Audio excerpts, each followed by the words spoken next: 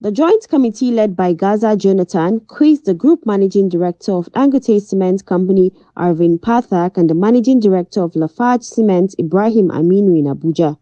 Gaza says the committee will ensure that the companies produce the total documents it requested to ascertain their day-to-day production for it to have a good idea of how much it actually costs to produce a bag of cement, including the cost of imported components in the production process. That undoubtedly, just as air is to the human being, so is cement to the built industry. And with a housing gap of over 16 to 20 million in Nigeria, you will know that cement plays an integral and critical role in the economic well-being of our country.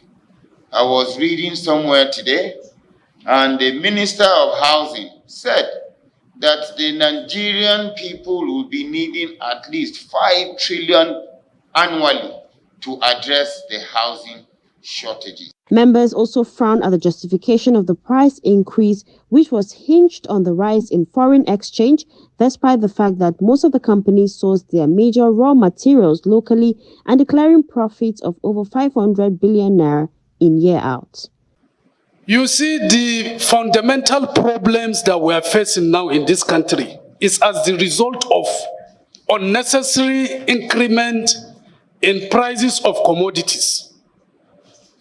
And these commodities, most of the raw materials that are being used to produce these items are found in this country. You don't import them.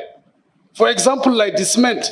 Earlier in his presentation, the group managing director of Dangote Cement Company, Arvind Pathak, said there has been an increase of between 100 and 333% in the price of major cement input materials like gas, agro, gypsum, imported coal, spare parts, new trucks, tires, and petrol, adding that some of the contracts are usually paid in dollars. Our average forex has gone up by 3 times. Our AGO prices have gone up by 3 times, 3.33. Our gypsum cost has gone by almost 3.23 times. Imported coal has gone up by 2.33 times. Spare parts almost the same because they're linked to the dollar pricing. Only the bag cost has not gone up because we produce our own bags. This is another investment we have done in the backward integration, so that we are not at the mercy of importers to charge us the back price. So that cost we have been able to control to 27%. Gaza, however, blamed the high price of the commodity on the inaction of the Federal Competition Consumer Protection Commission, FCCPC. Meanwhile, the Director Operations of Lafarge Africa plc, Chinedu Richard, explained that although Nigeria has some of the required materials, their low purity levels necessitate importation.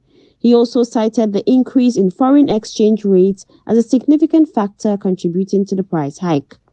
Let me start by saying here, Mr. Chairman, that the gas that we use for energy is 60 to 70% of the variable cost of producing cement. Gas represents 80 to 90% of that energy cost. The gas we buy today is indexed in dollars and paid in naira. Who are you buying it from? We're buying from Nigerian Gas Company.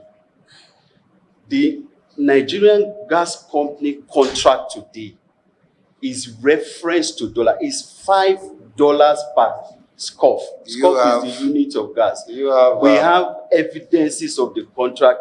Can I have that?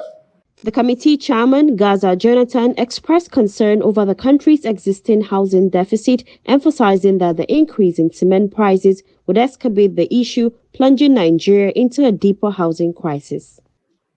Right now, Nigeria is at its lowest ebb.